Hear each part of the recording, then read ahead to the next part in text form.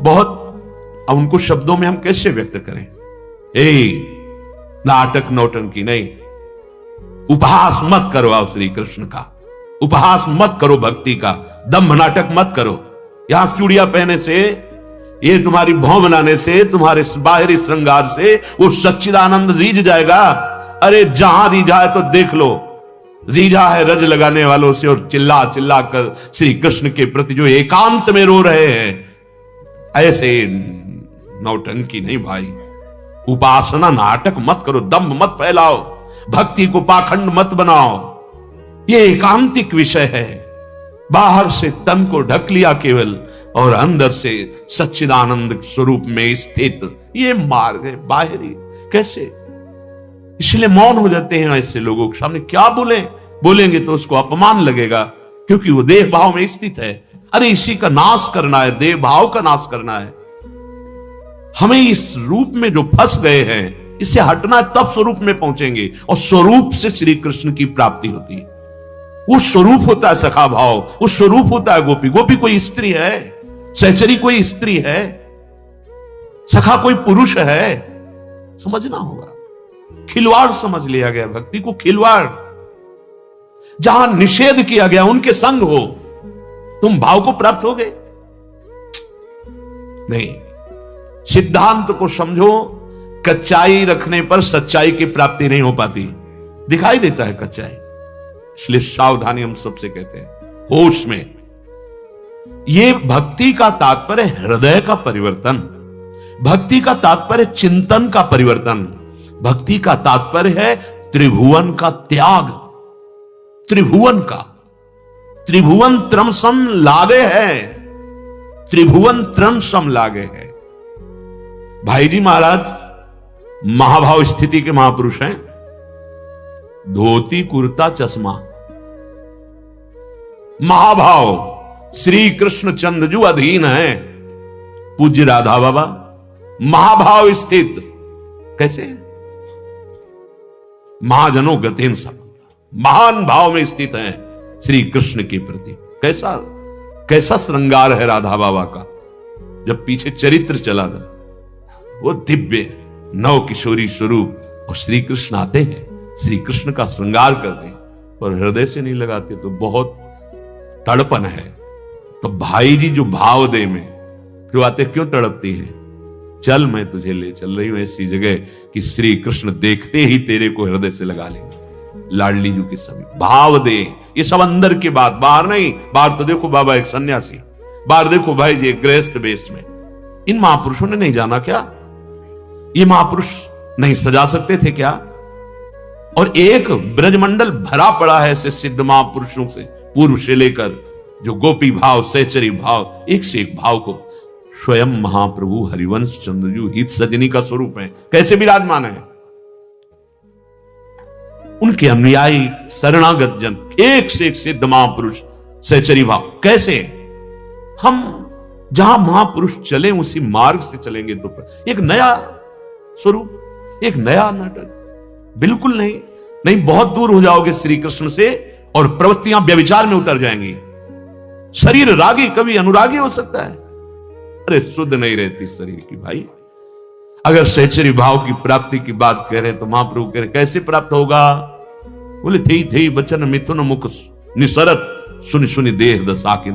रात दिन चतुरासी जी का गायन करो, रात दिन चतुरासी जी के चिंतन में, निज मंत्र के चिंतन में, तब जाकर के उनकी कृपा से वृंदावन का दिव्य प्रादुर्भाव हृदय में, और अपने स्वरूप का अनुभव प्रियाजू के समीप सेवा करते हुए अपनी किशोरी मात्मानम किमे सुकुमारी नुकले, वो स्वरूप। ये भाई इसको भूलना है। ये गोपी नहीं है, ये सखा नहीं है, ये तो पंचभूतों से मिला हुआ केवल भगवत प्राप्ति के लिए इसकी मान्यता है। ये किसी काम का नहीं। मृत है, मृत जीते जी मृत है यदि इसमें भाव नहीं है। जीवित सौ समान ते प्राणी, ये कोई पवित्र चीज है। इससे राग रहित होना है भाई। सत्संग, शास्त्र स्वाध्याय, भजन मार्ग, राग रहित होने के लिए, राग बढ़ाने के लिए नहीं है। ये व्यर्थ का कोई चिंतन न करे कि इसके सजाने से, इसके दुलार से प्रभु की प्राप्ति हो जाती। नहीं भाई, हाँ इसको इसलिए सुरक्षित रख रहे हैं कि जैसे श्री जी का सेवा पात्र अन्य है, ऐसे ये भी सेवा पात्र है, बस राग रहित होकर के। शिक्षाम राधिका आराधनेषु, हम इसके आराधन में लगे। अरे हमारी आराधना, हमारा श्रृंगार का विषय स्वामिनी जो है, हमें उनके श्रृंगार की चिंतन में या प्रगट सेवा में, इसकी कौन रज लगा लो, तिलक लगा लो, हाँ वस्त्रों से शरीर ढक लो जैसे प्रभु दे दे। इसके लिए हमें श्रृंगार, इस शरीर को, इसको सजना, ये राग पूर्वक बहुत हानिकारक हो जाएगा भाव देह की प्राप्ति में। और बिना भाव देह के कैसे श्री जी का, कैसे प्रभु का? अरे आंसुओं को चुरा कर रखो, श्री कृष्ण इन्हीं में बिक जाते हैं। असलियत में यदि उनके लिए रोना आ गया, पर देखो किनको रोना आया है, जो राग रहित जीवन, जिन्होंने अपने जीवन में राग का नाश कर दिया। कई कई दिन भजन में डूबे हुए भिक्षा की याद भी नहीं रहती। नागरीदास जी को श्री जी आती है, ए बाबा तुम्हें पता है लाडली जी को अच्छा नहीं लगता, स्वयं लाडली जी को अच्छा नहीं लगता। मैया कई दिन से कह रही बाबा भिक्षा के लिए नहीं आया, चलो भिक्षा मांगो जाकर और भिक्षा पाओ। ये लाडली जी को अच्छा नहीं लगता। एक लंगोटी पहनते हैं, रात दिन भजन में डूबे हैं, तब सहचरी भाव को तब दिखाई दे रहा है, वे मृद चिबुक प्रलोई प्रबोधत तू भामिनी कर शो कर टार। नागरीदास जी ने लिखा, ये परमहंसों का एकांतिक रस है। महान जो भगवत प्रेम में मत वाले जन है, इसको बाहर मत प्रपंची बनाओ, इसको स्वांग मत बनाओ, इसको नौटंकी नाटक मत बनाओ। ये हृदय का विषय भक्ति है।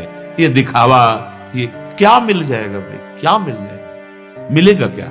नाशवान प्रणाम नमस्कार रुपया पैसा वाहवाही वीडियो आम की पुष्टता, क्या मिलेगा? हम अपने आप को समर्पित करने के लिए चले हैं और सबको भगवत भाव में देखने के लिए चले हैं। सब मेरे प्रभु हैं, मेरे को कोई माने? अरे नहीं, मुझे मानना है। सब मेरे प्रभु, चिद चिद लक्षणम सर्वम राधा कृष्ण वयम जगत। इसलिए शिक्षा राधिका आराधनेषु, जो श्री जी की आराधना में तत्पर हैं, उन्हीं से दीक्षा उच्च भावैर व्रतेषु सेयम शिक्षा राधिका आराधनेषु।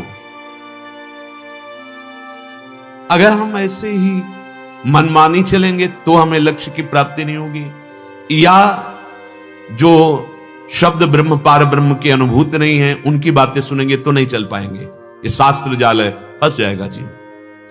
सेयम प्रेमाधीश पूर्व मूल, जो सबके मूल हैं, वह है श्री लालजू महाराज।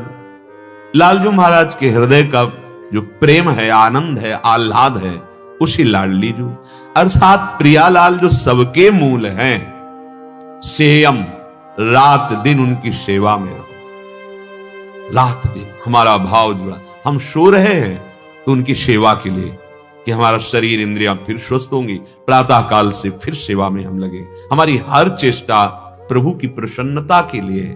हमारी दिनचर्या, शौच, स्नान आदि सब प्रभु के लिए है, क्योंकि हम तैयार होकर उनकी सेवा में जा रहे हैं। शेयम प्रेमाधीश, ये प्रेम के मूर्तिमान स्वरूप रस सिंधु, सबके मूल श्री राधा वल्लभ लाल, श्री श्यामा श्याम, इनकी सेवा। आगे फल बता रहे, वृंदारण्य सौभाग्य वीक्षा, ये वृंदारण्य प्रकाशित हो जाएगा आपके नेत्रों के सामने। वीक्ष माने तो देखना, निरखना। ऐसे ही खुले नेत्रों में दिव्य वृंदावन, और वृंदावन में विहरण करते हुए प्रिया प्रीतम। यही तो हम देखने के लिए, यही हम पाने के लिए साधना करते हैं, भगवत साक्षात्कार, उनकी सेवा। हमें सब सौभाग्य श्री जी दे रहे हैं, और आश्रित हो जाओ वो दे देंगे, बस सावधानी। जैसी आज्ञा हो वैसे चलना चाहिए, मनमानी बिल्कुल नहीं करना चाहिए। अध्यात्म में जहां हम थोड़ी भी मनमानी करते हैं तो ये वही मन है जो हमें बहुत जन्मों से प्रभु से विमुख रखा है, बहुत जन्मों से। आज जाकर हमें समझ पाए हैं, तो मन को गुरुदेव की वाणी के अनुसार, मन को शास्त्र के अनुसार चलाना सीखें, हम मन के अनुसार ना चलें। श्री हरिराम व्यास जी कह रहे हैं निष्काम हुए जो श्याम ही गावहु। ये भगवत मार्ग है, नहीं खान पान ते भावे है, नहीं कोमल वसन सुहावे। कैसे कैसे नाटक शुरू हो रहे भगवत कृपा से वंचित करने वाले, तब लगता है तुम जीवन को नष्ट कर रहे हो। नहीं नहीं, बहुत सावधान, बहुत सावधान। जिस सुख के लिए, जिस मान के लिए, जिस धन के लिए, जिस यश के लिए तुम ये नाटक पे उतर रहे हो, वो इससे नहीं मिलेगा। ये 4 दिन की बात है, क्योंकि जब तक इंद्रियां और मन हमारे अधीन नहीं है, ऐसे आचरण करा देंगे साहब, मिट्टी में मिल जाएगा। हम यदि वास्तविक प्रभु का आश्रय ले लें तो सब हो जाएगा और चाह नहीं रहेगी। उससे बड़ा कौन धनी होगा जिसके श्री कृष्ण है, जो एक पलक झपकते अनंत ब्रह्मांडों की रचना कर दी, वो मेरे प्रभु हैं। इससे बड़ा धनी कौन होगा? वो मेरे प्रभु। ये तृष्णा भोगों की, मान सम्मान, ईर्ष्या, पता नहीं कैसे ये हृदय में हम बर्दाश्त करते हैं। अरे निकालो, यही श्री कृष्ण से नहीं मिलने दे रही, और इसी की निकालने के लिए उपासना है। देखो, कुछ बातें ऐसी होती जो सोचने मात्र से ठीक हो जाती है।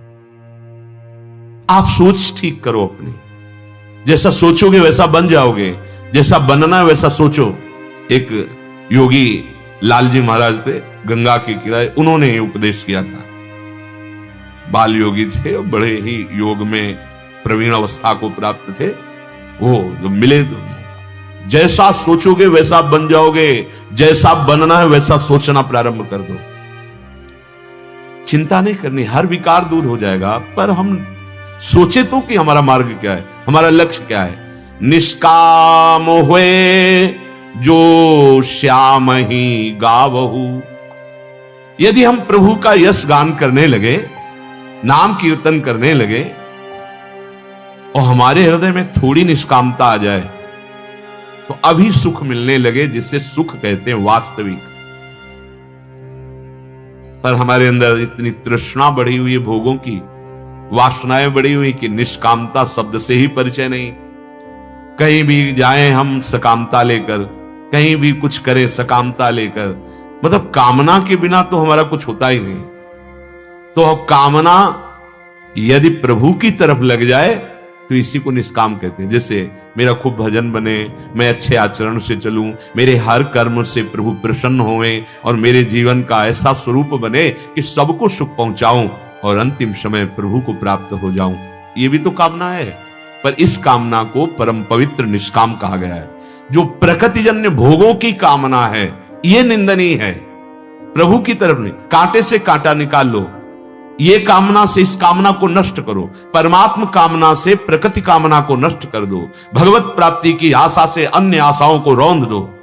प्रभु के सुख का बल लेकर हृदय में संसारिक भोगों के बल का, जो हमें इतना अधीन किए हुए हैं, देखो ना भोगों का बल, बार बार समझाने और समझने पर भी हम उनकी गुलामी नहीं छोड़ पा रहे। निष्काम हुए जो श्याम ही गाओ। आप न जानत कहीं न मानत, अजहू गुरहिन करत असैलो। आपुन बिगर बिगारत औरन जीव जल नाये काचो घैलो। हरि की भक्ति बिनु तन मन मैलो। आप तो जानते नहीं कौन सा विशुद्ध भक्ति का मार्ग है, और यदि गुरुदेव समझाते हैं तो उनके विरुद्ध हो जाते हैं। बड़ा ये विचित्र, एक झल्लाहट सी, ये कैसे नहीं, आपकी बात नहीं माननी। देखो, संतों का अधिकार आपके द्वारा देने पर है। आपने अपना अधिकार दे दिया कि आप चाहे डांटो और चाहे आप दुलार करो, मेरे जीवन धन आप हो, मेरे जीवन की बागडोर आप पे। अब वो अगर आपने अपनापन नहीं दिया तो वो आपको डांट भी नहीं सकते। बोल दिया सत्संग में, या ऐसे इशारे से बोल दिया पकड़ो पकड़ो। देखो, सत्संग का एक प्रभाव होता है। जितने आप लोग बैठे हो, सत्संग बोल रहे हैं, इनमें जो कमी होगी तो आपको लगेगा मेरे लिए कहा जाता है। वस्तुतः सत्संग सिद्धांत है, इसका प्रभाव ही ऐसा होता है कि अपने लोगों में जहां कमी होगी तो ये लगेगा सीधे मेरे को ही लक्ष्य करके कहा जा रहा है। वस्तुतः वो सार्वजनिक है, वो सिद्धांत है, पर जहां कमी हमारी होगी तो हमें लगेगा मेरे लिए कहा जा रहा है, सुधार करो।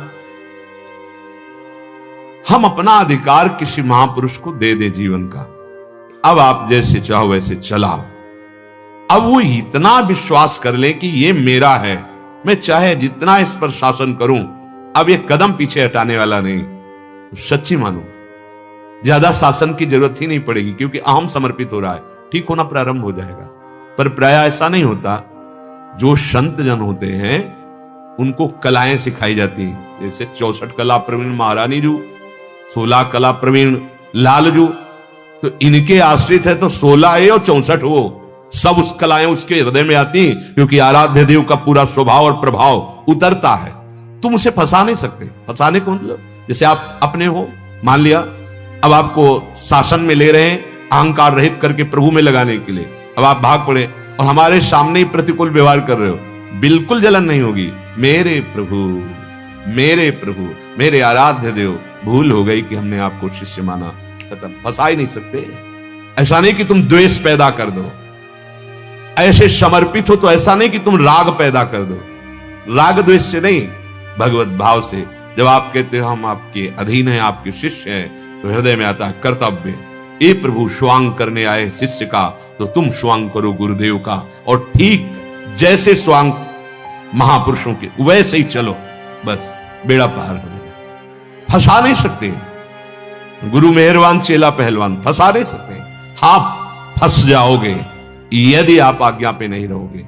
आप न जानत कहीं न मानत, आपको मार्ग पता है नहीं, और जब आपको बता रहे हो आपके मन के प्रतिकूल पड़ रहा है तो आपको जलन हो रही, झल्लाहट हो रही, आप उनकी अवज्ञा कर दें, ठीक नहीं है।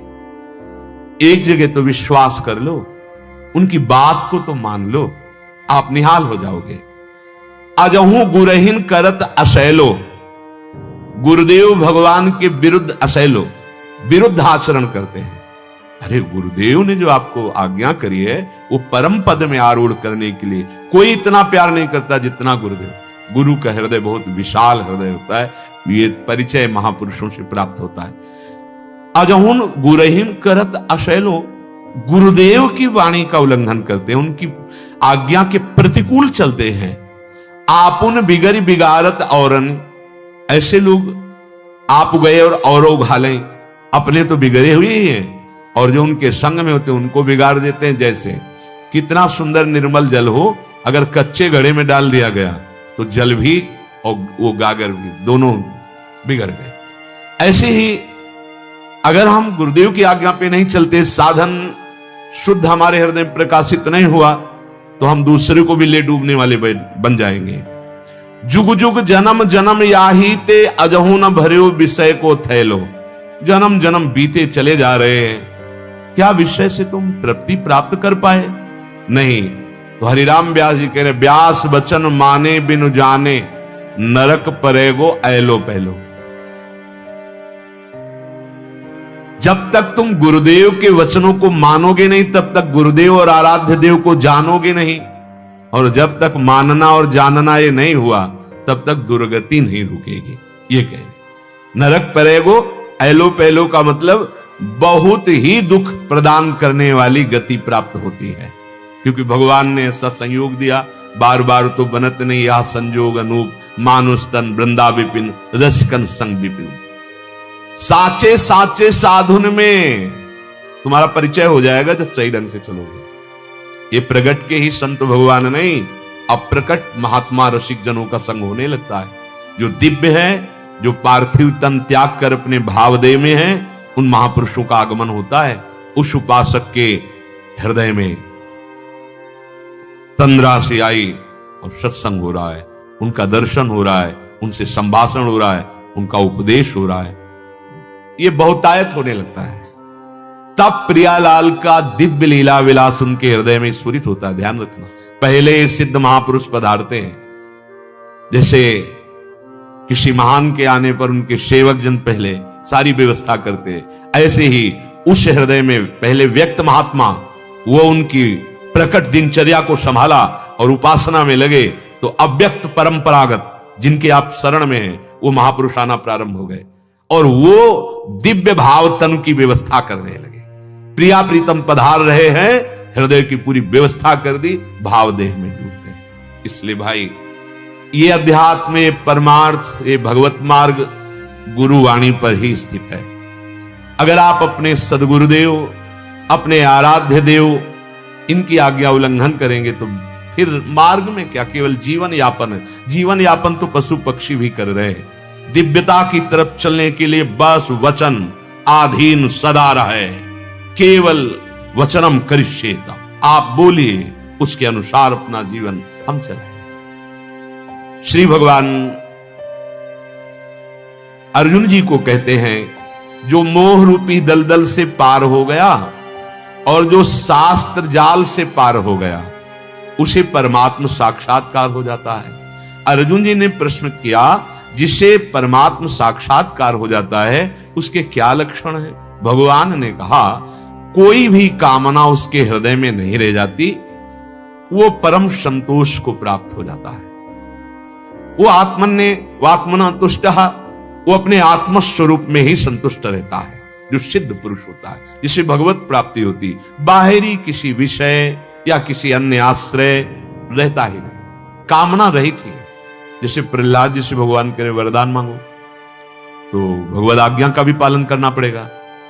तो आप प्रभु मुझे ये वरदान दीजिए कि मेरे हृदय में कोई मांगने की चाह ही ना रह जाए। ये नहीं कहा प्रभु मेरे अंदर कोई कामना नहीं, क्या मांगो? नहीं, आपकी आज्ञा है मांगो, तो मांग रहे हैं प्रभु, मेरे हृदय में कोई मांग ही ना रह जाए। ये भगवत साक्षात्कार किए हुए महापुरुष के हृदय में समस्त कामनाओं का त्याग हो जाता है, वो प्रभु में संतुष्ट रहता है। शरीर का निर्वाह प्रकृति के द्वारा, परमात्मा के द्वारा स्वयं होता है, उसकी कोई चाह नहीं होती। फिर वो बोलता कैसे? बोले दुखी होकर वो नहीं बोलता, ना तो सुखी होकर बोलता है। दुख में उद्विग्न नहीं होता, सुख में हर्षित नहीं होता, उसका राग नष्ट हो जाता है, तो कोई भय नहीं होता और उसके हृदय में क्रोध नहीं होता। अर्थात इन विकार से रहित होने के कारण उसकी वाणी परमात्मा स्वरूप होती है। पूछा था क्रिया, और भगवान ने स्थिति की बात की कि उसका हृदय दुख से उद्विग्न नहीं होता, सुख से हर्षित नहीं होता, वीतराग भय क्रोध, उसका राग नष्ट हो गया है, भय हृदय में किंचन मात्र कहीं कोई भय नहीं, मृत्यु का भी नहीं, और क्रोध का तो कहीं सवाल ही नहीं, क्योंकि निज प्रभु में देखें जगत तो कैसन करें विरोध। वो संपूर्ण आसक्तियों के त्यागी होते हैं, कहीं उनका अभिस्नेह ना अपने शरीर में, ना दूसरे शरीरों में, न किसी परिस्थिति में, न किसी भोग में, न किसी पद में, न किसी वैभव में उनकी आसक्ति नहीं होती है, जो भगवत प्राप्त होते हैं। अब वो बैठता कैसे है? पूछा था बैठता कैसे? तो कहा, यदा संघरते चायम कूर्मोंगानीव सर्वशः इंद्रियार्थेभ्यः तस्य प्रज्ञा प्रतिष्ठिता। जिस तरह कछुआ अपने अंगों को सब ओर समेट लेता है, ऐसे ही वो महापुरुष इंद्रियों के विषयों से इंद्रियों को सब प्रकार से हटाकर परमात्मा में स्थित, उसे कहा जाता है स्थित प्रज्ञ महापुरुष। भगवान ने यहां कछुए का दृष्टांत दिया। कछुआ जब चलता है तो उसके 6 अंग दिखते हैं, 4 पैर, पूंछ एक और मस्तक, परंतु जब वो अपने अंगों को छिपाता है तो केवल उसका कवच दिखाई देता है, बड़ा मजबूत होता है। ऐसे ही स्थित प्रज्ञ 5 ज्ञानेंद्रियां और 1 मन, ये 6 जो मना कष्टान इंद्रियाणी प्रकृति स्थानी कर्षति, इन 6 को प्रकृति से हटाकर परमात्मा में स्थित कर चुका है। किंचन मात्र इंद्रियां या मन प्रकृति में नहीं, किंचन मात्र नहीं, एकमात्र परमात्मा में अंतर्मुख स्थित प्रज्ञ कोई भी विषय चाहे ब्रह्मलोक तक का हो, उसकी इंद्रियों में हलचल नहीं पैदा कर सकता। कितनी ऊंची स्थिति! क्या भगवान की वाणी को हम पढ़ते नहीं, उसका मनन नहीं करते, व्यर्थ में अहंकार को पुष्ट करते हैं। ब्रह्मलोक तक का कोई भी भोग उस भगवत प्राप्त महापुरुष की इंद्रियों में चंचलता नहीं पैदा कर सकता। यत्तदोर नित्य संबंधः, एकमात्र प्रभु के संबंध में स्थित रहते, इंद्रियों को अपने अपने विषयों से सर्वथा हटाकर स्वतः सिद्ध अपने स्वरूप में स्थित महापुरुष कोई काल भी उसे अधीन नहीं कर सकता, वो किसी फल में आसक्त नहीं हो सकता। कैसी भगवत प्राप्ति की उच्च अवस्था है। उसके हृदय में किंचन मात्र प्रभु के सिवा नहीं है। अब जिसके हृदय में प्रभु के सिवा सब प्रपंच भरा, कैसे उसे जान पाएगा? जैसे आकाश में सूर्य उदय हुए हैं पर आंख हमारी बंद, हम सो रहे हैं, तो जब आंख खुलेगी तभी तो पता चलेगा सूर्य तो उदय हो चुके, कृपा तो आपके ऊपर हो चुकी।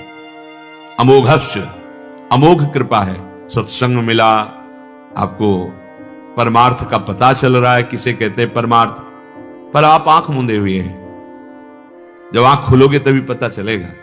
कहीं ऐसा ना हो कि सूर्यास्त हो जाए फिर आंख खुले तुम्हारी, तो अंधेरे में ही सोए थे, अंधेरा ही रह जाएगा। बहुत बढ़िया अवसर है, मान लीजिए, मान लीजिए। जब बहुत प्रियता होती तब कहा जाता है मान लीजिए। हर प्रश्न का उत्तर देने के बाद भगवान ने बहुत जोर की बात कही, सर्वधर्मान परित्यज्य मामेकम। ये बहुत बड़ी बात होती है।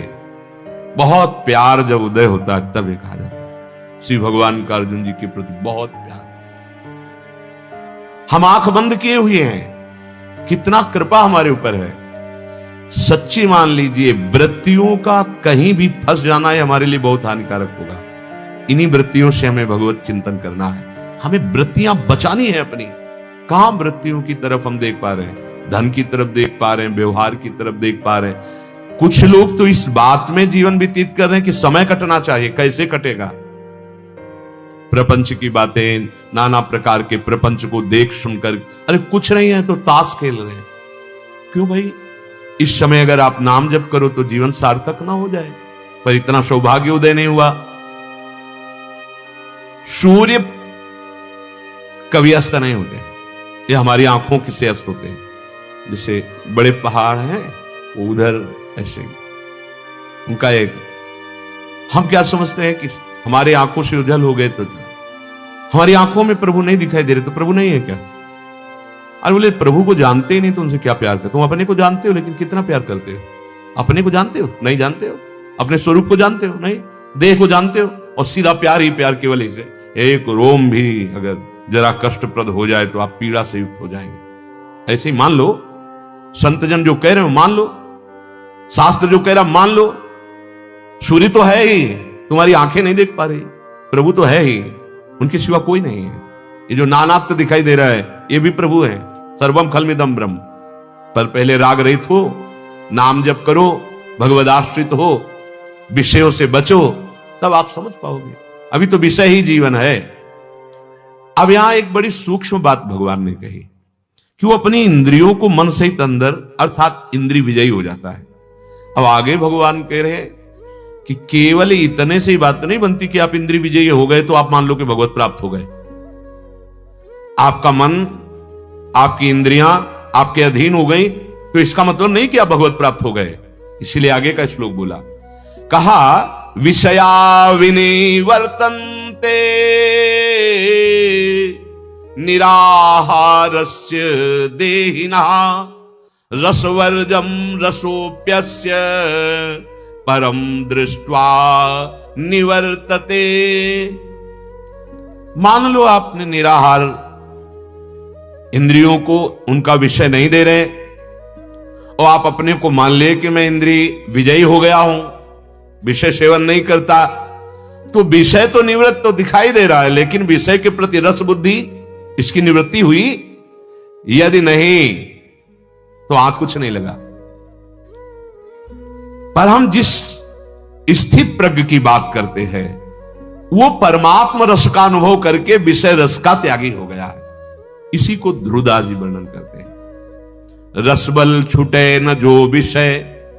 अगर हमारे अंदर भगवत रस नहीं आया और हम त्याग कर रहे हैं विषय का, ठीक है, आपका ना नाम जब चल रहा है, ना आप लीला ज्ञान कर रहे हैं, ना आप प्रभु के प्रेम रस की तरफ लक्ष्य दृढ़ किया, तो तन छाड़े मन गहिरे दोनों ही दुख हो। शरीर से तो छोड़ दिया, मन उसके लिए लालायित है, दूना दुख हो रहा है। और रसबल छूटे जो विषय तब ही तो सुख होए।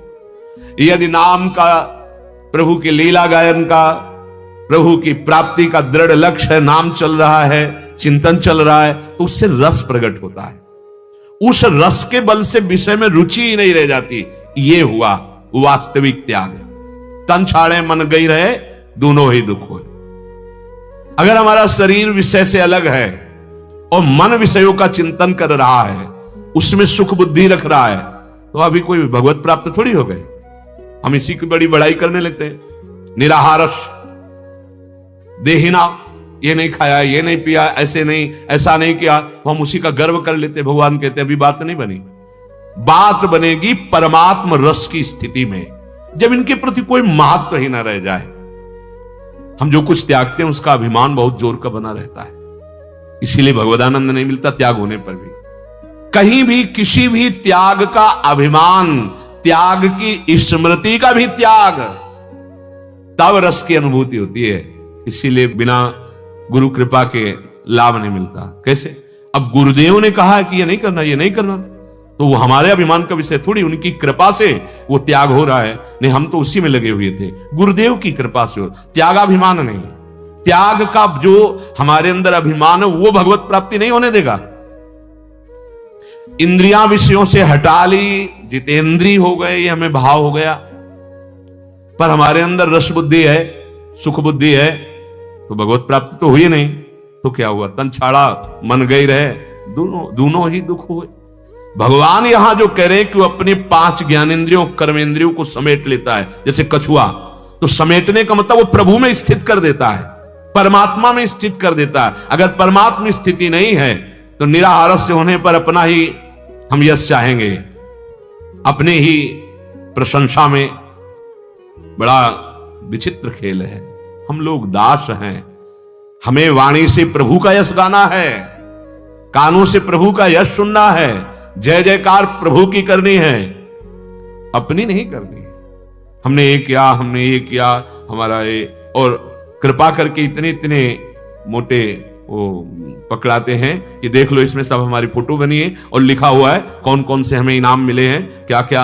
भैया कहां कहां दिशा बदल गई, आप कहां? ये मार्ग है जिस मार्ग को केवल आप अनुभूतियों के द्वारा देखकर चल सकते हो। दूसरा कोई संसारी पुरुष हमें किसी पद से सम्मानित करे तो वो देह और गुण का है, वो परमार्थ का नहीं, क्योंकि परमार्थ का परमार्थी की जानता है और वहां कोई सम्मान नहीं होता।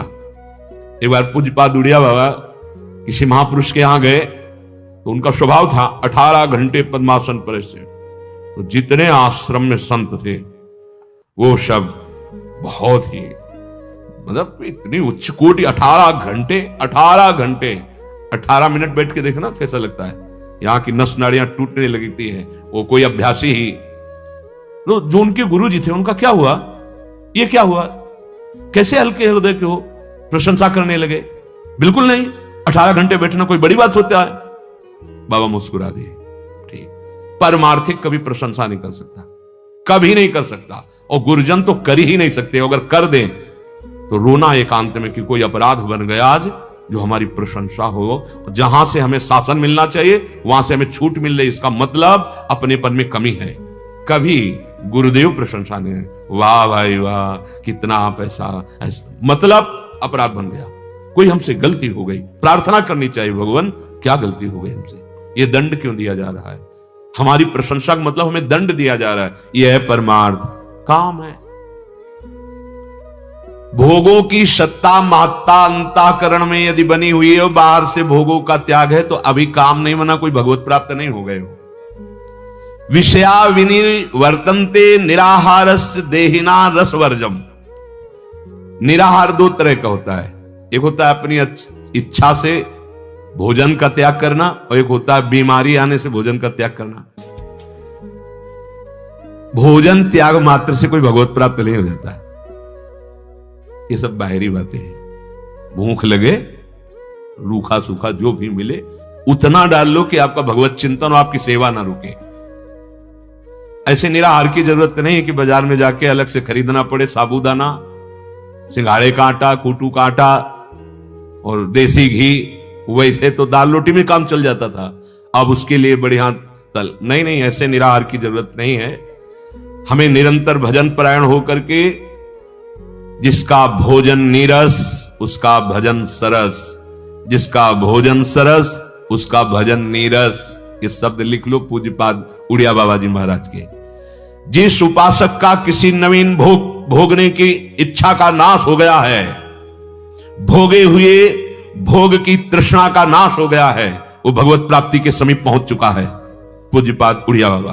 किसी भी नवीन भोग भोगने की इच्छा का नाश, भोगे हुए भोग तृष्णा का नाश, वो भगवत प्राप्ति के नजदीक पहुंच रहा है उपासक जो भजन परायण है।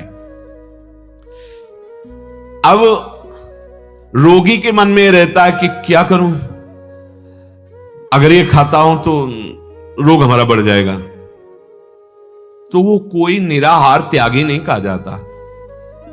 वो डर के रोग ना बढ़ जाए, कष्ट ना हो जाए, इसलिए त्याग है, उसे निराहार नहीं कहते। क्योंकि जहां रोग ठीक हुआ, शरीर में शक्ति आई, तो वो खूब पदार्थों का भोग करूंगा या करता हूं या करेंगे, ऐसी भावना में दृढ़, उसे त्यागी नहीं कहते। 1 महीना से अन्न नहीं खाया है तो उसको कोई पुण्य थोड़ी मिलेगा, वो बीमार है भाई, इसलिए।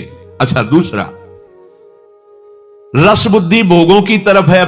हमने सुना सत्संग कि ये बातें, ये रस नहीं, अच्छा है, प्रथम सीढ़ी पर पैर रख दिया, त्याग। अब अंदर से भोगों में रस बुद्धि, बाहर से त्याग है, तो ये भगवत प्राप्ति की स्थिति नहीं है। अभी आगे बढ़ना, वैराग्य, त्याग से वैराग्य और वैराग्य से उपरति। वैराग्य विषयों के सानिध्य में होते हुए भी रस बुद्धि ना होना, भोग बुद्धि ना होना, और उपरति ये भोगा जाने वाला विषय, ऐसा ज्ञान ही न रह जाना। ये उच्च कोटि के महापुरुष की स्थिति। इंद्रियों से विषयों का बाहरी त्याग कर देना केवल भगवत प्राप्ति नहीं माना जाएगा, उसमें रस बुद्धि सुख बुद्धि उसका भी निवारण हो जाए। जिनका स्वाभाविक ही भोगों पर राग है, सत्संग सुनकर उसका त्याग किया, सावधान रहें। यदि नाम जप नहीं चल रहा, भगवत उपासना नहीं बन रही, तो टिक नहीं पाओगे ज्यादा दिन, वो फिर उसी विषयों में गिर जाएगा। क्योंकि रस बुद्धि सुख बुद्धि है। तीव्र वैराग्य उदय होना चाहिए। तीव्र वैराग्य, विचार पूर्वक उनका ऑपरेशन होना चाहिए मन से। क्या है इसमें? बहुत बार देखा, बहुत बार खाया, बहुत बार सूंघा, बहुत बार भोगा। क्या है? बहुत जन्मों से भोगा। ए मन, धिक्कार है तुम्हें, अय बुद्धि धिक्कार है तुझे, जो सच्चिदानंद सुख की तरफ न बढ़कर इधर तो सुख मान रही है। रस बुद्धि निवृत्त नहीं हुई, पर वो प्रशंसनीय है, निराश होना नहीं, पर उतना ही, केवल ऐसा कोई खास बात नहीं। जैसे कई बार विनोद में कह देते हैं कि भाई हम अगर फल खा के रह रहे तो इससे थोड़ी भगवत प्राप्ति हो जाएगी। फल तो बहुत से पक्षी केवल फलाहारी है। अरे बहुत से ऐसे जंतु हैं जो केवल मिट्टी खा के रहते हैं, बहुत से ऐसे जलचर केवल जल से जीवित रहते हैं, और बहुत से ऐसे जीव हैं जो वायु से जीवित रहते हैं। क्या इनको भगवत प्राप्ति हो जाती है? यही बात ध्यान रखना। यहां जो भगवान कह रहे, विषया विनिवर्तन्ते निराहारस्य देहिना, आपका चिंतन क्या बन रहा है? मैं 10 साल से फलाहारी हूं, इसका जल्दी रोटी पालो और इस अभिमान को चूर करो, और राधा राधा राधा राधा राधा राधा, चिंतन अन्य नहीं, अन्य वस्तु का मद नहीं, आगे बढ़ो। बिल्कुल सहज स्वभाव, सरल भाव, जैसे प्रभु हमें रख रहे वैसे। बस फल मिला तो आज फल पाके रह रहे, कल हलवा मिला तो हलवा पाके रह रहे, परसों नहीं कुछ मिला तो भूख पाके रह रहे। ये अध्यात्म के परमार्थ प्रतीक। गृहस्थी में जैसे प्रभु जो रूखा सूखा दिए, भोग लगाया, जय जयकार की, पाया, कर्तव्य कर्म कर रहे हैं, नाम जप कर रहे हैं। अभिमान किसी विषय का नहीं आना चाहिए। रसोप्यस्य परम दृष्ट्वा निवर्तते, जो परमात्मा में स्थित हो गया है उसकी रस बुद्धि त्रिभुवन से हट जाती है। त्रिभुवन त्रिसम लागे, रस बुद्धि खत्म, क्योंकि वास्तविक रस का परिचय मिल गया। रस की ही मूर्ति दो ये रसिक लाडली लाल, अब परिचय मिला रसमय हरिवंश परम परमाक्षर, रस स्वरूप हरिवंश और रस स्वरूप वृंदावन, रस स्वरूप श्यामा श्याम। तो हमारा भी स्वरूप रसमय है। अब विषयों की तरफ आकर्षण, रस बुद्धि नहीं रह गई। रसोप्यस्य, रस बुद्धि जब तक कहीं है रस बुद्धि, सुख बुद्धि। अरे बहुत दुर्लभ भगवत प्राप्ति इसीलिए कही जाती है कि बहुत ही घुमाव से माया फंसा लेती है। चले परमार्थ की तरफ, एक कदम नहीं देख पा रहे कि हम परमार्थ की तरफ चल रहे कि वापस लौट रहे हैं। जब हम घर से निकले तो हमारा लक्ष्य क्या था? भगवत प्राप्ति। हम का तात्पर्य समस्त वैरागी। जब आप सत्संग के लिए कदम निकाले तो आपका लक्ष्य क्या था?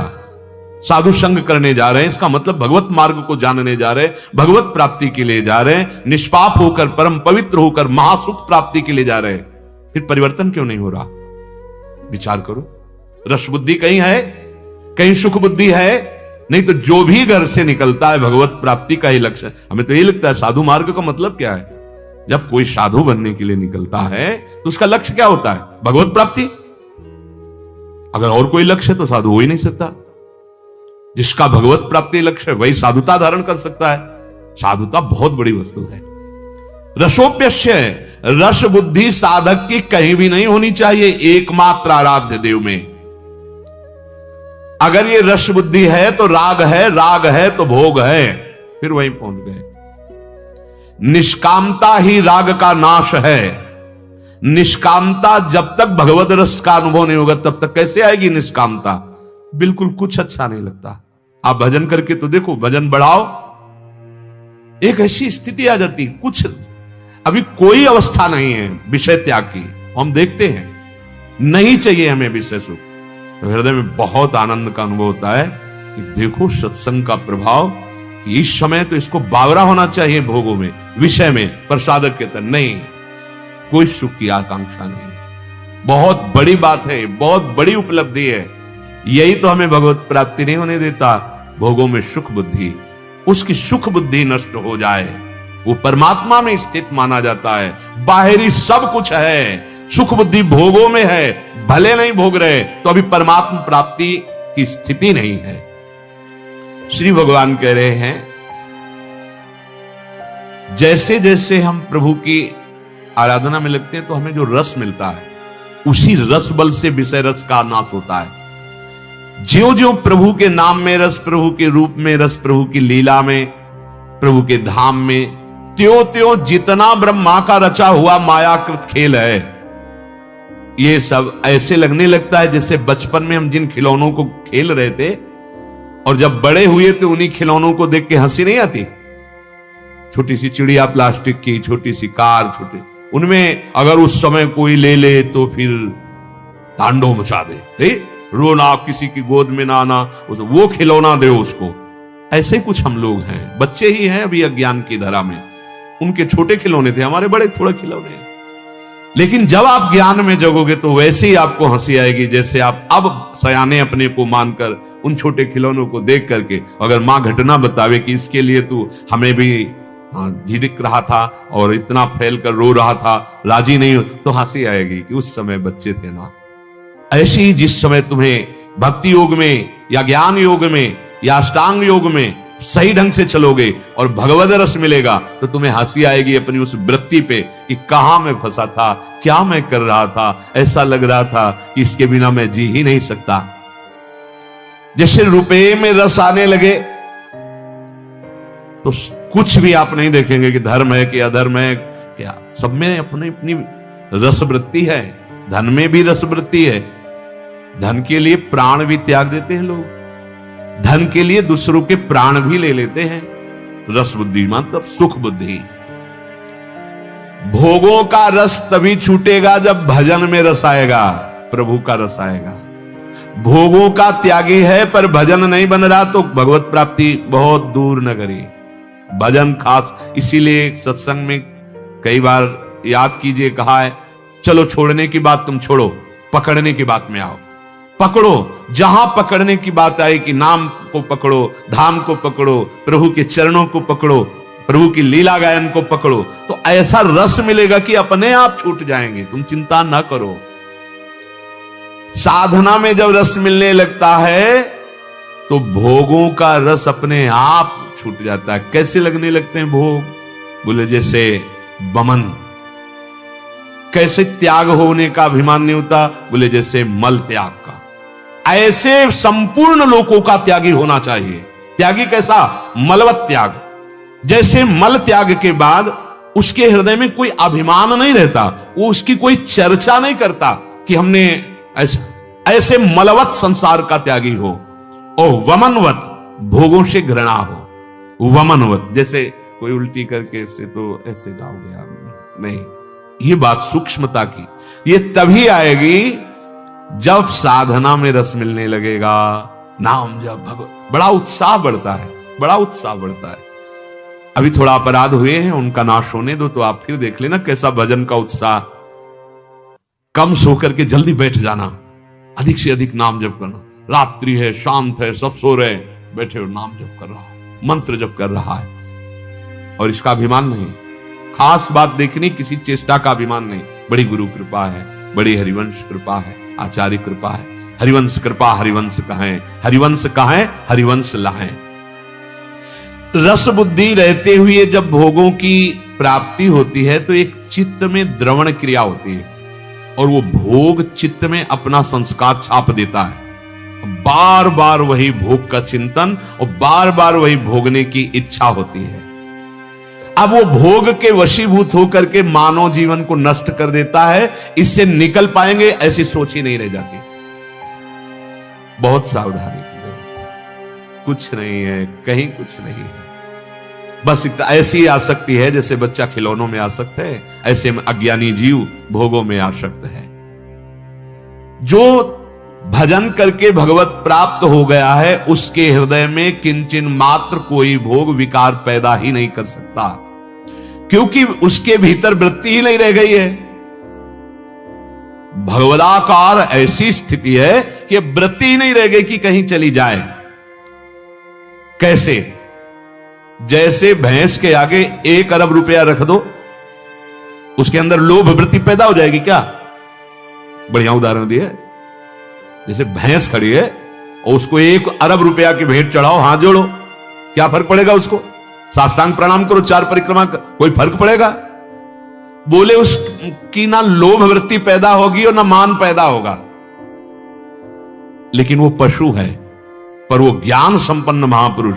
ऐसे ही आप परिक्रमा करें, उसको प्रणाम कर रहे हैं, उसकी प्रशंसा कर रहे हैं, खूब भेंट चढ़ा रहे हैं, न लोभ प्रवृत्ति जग सकती है, न मान प्रवृत्ति जग सकती है। उदाहरण में दिया कि जिससे आप समझ जाओ। बोले कैसे? जैसे भैंस के आगे या पशु के आगे आप खूब भेंट, हाँ हरी घास रख दोगे तो उसका मन चरने को हो जाएगा। नहीं, आप भगवत चर्चा सुनाने लगोगे